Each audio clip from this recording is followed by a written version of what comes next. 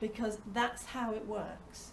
This is a major difference really between the way that orthodox medicine sees illness and how complementary therapies see, or alternative therapies see illness. Because orthodox medicine really doesn't pay any attention to underlying stress at all. It really, I mean, they sometimes acknowledge stress as being an important factor, but actually when it comes to the work they do to relieve something, they're wholly focusing on the symptoms and the immediate causes of those symptoms. They're not worried about the fact that you had a car crash and 3 of your closest friends died 3 months ago. That's not relevant to the fact that you're ill now. From a complementary point of view, those are heavy stress loads, and it's inevitably going to put strain on the system. All these categories are just the loads of stress, the bags of stress that you're carrying around all the time. The point from our point of view, a complementary point of view, is that we're not really interested in symptoms and what they're manifesting. I mean, it's awkward for them, the illness, but the illness is really just saying, I'm carrying too much stress and I can't manage this particular problem, so it's manifesting as an illness or a symptom. But that's not our main concern. Our main concern is to release appropriate levels of stress so that that body can then deal appropriately with what the conscious mind perceives as the illness, the disease, the problem. I said the other important thing with this as well is it shows you that there are lots of different sorts of stresses. So if you have a therapy that just deals, for example, with emotional stress, you know, it's going to eat away at this to some extent. But you see, the trouble with that is it's 4th or 5th down in the pile. So in other words, it may actually not be appropriate, although the person may be aware of, you know, they got bullied as a child and it was really, really stressful for them. But it may not actually be the right thing to take away. And I think it's like Brian showed you with the Jenga example, is if someone goes in and says, all right, I can fix this, and just takes that away, is that sometimes the resulting crash creates actually more stress, but in a different sort of way. And so that's the nice thing about using something like priority, is what you'll find is that you'll nibble a little way at this, you'll nibble a bit at this, you'll nibble a bit at this, and you'll gradually make them all smaller. So it comes down in a balanced way. The amount of stress the body holds comes down in a balanced way that the actual physical body and mental and emotional bodies can actually hold without falling over. See, it's really irrelevant what germs somebody breathes in and catches. The degree of wellness in that system is important, because if the wellness is sufficient to deal with that bunch of germs, then it's not going to get ill.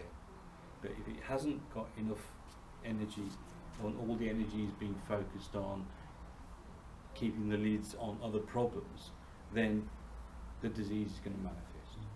It's just like green fly in the garden. You know, if you've not got the right balance of things, you're going to get an infestation. That's all a disease is.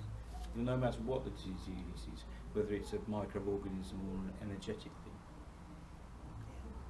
What I like about this example, and also what I use with, is that if you use the example of hay fever and nutrition, so if you had a client A who had the nutrition block was very large, and they went to that nutritionist, it was removed, hay fever vanishes. Nutrition is fantastic, it's great for hay fever. They tell all their friends. They go and see the nutritionist, but for those individuals the block is quite small, nothing seems to happen. It's not going to be an issue. Yeah. So, if you're in a situation where it worked for one person but not for another, and you're saying, well, why was that? Because we're all looking for that one magic therapy that fixes stuff. Yeah. But this model shows it doesn't work that way. It doesn't work that way. You know, you're lucky if you happen to find a therapy and it's appropriate that creates a big chunk of what your issue is. But with most, the reality of it usually is very careful removal of little slices until you can get enough reserve that no matter what happens to you, you can still hold it. You don't actually sort of fall over. And another also useful thing is to be aware that there are certain stresses that are like fault lines within your body. Like, for example, I've got hay fever, so that I know that if hay fever comes back, because it's mostly gone away, but if it comes back, that's a signal for me to know I need to de-stress. Yeah.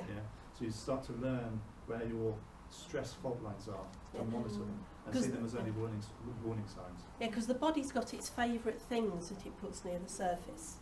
You know, hay fever, migraine. It's got its favourite little things.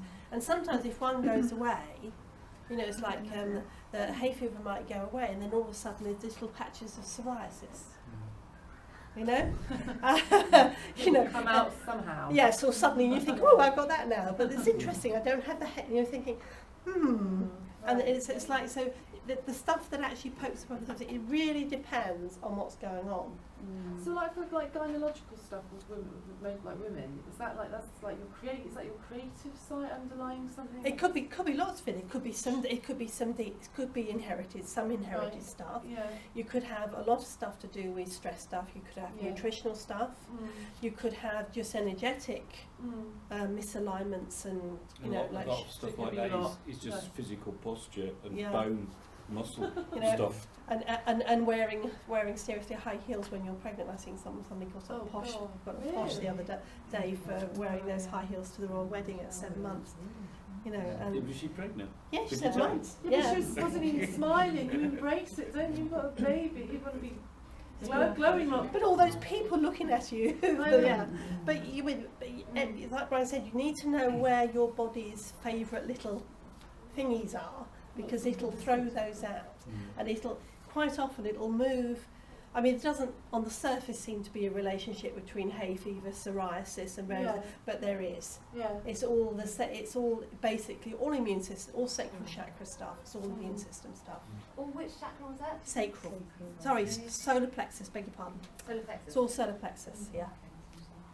Yeah. So skin stuff, immune system stuff, is all solar plexus. And most people that solar plexus is struggle. Okay, thank you.